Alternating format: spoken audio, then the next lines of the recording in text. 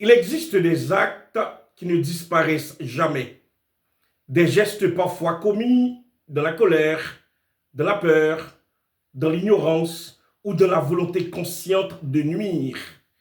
Et lorsque ces actes blessent la société, une question surgit immédiatement. Qui doit répondre de la faute? Car derrière chaque infraction, il y a une conscience, une volonté, un choix et parfois aussi une part d'ombre que le droit tente de comprendre. Mais peut-on condamner un homme sans comprendre ce qui l'a conduit à agir? Et jusqu'où la justice peut aller pour établir la responsabilité sans oublier l'être humain derrière l'accusation? Mesdames, messieurs, bonsoir.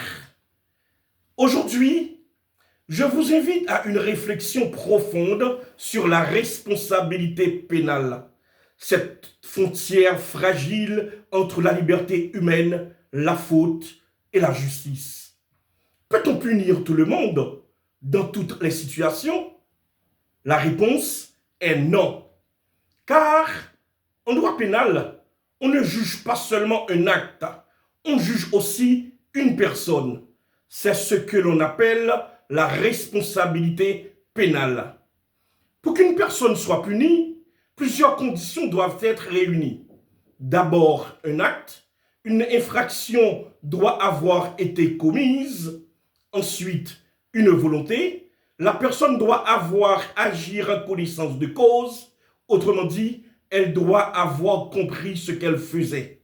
Mais il existe aussi des situations où la responsabilité pénale disparaît. Par exemple, la légitime défense, la contrainte ou encore le trouble mental.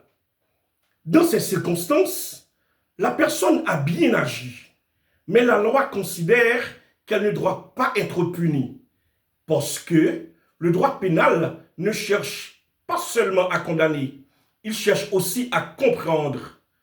Il ne s'agit pas uniquement de juger un geste, mais de saisir l'être humain derrière ce geste.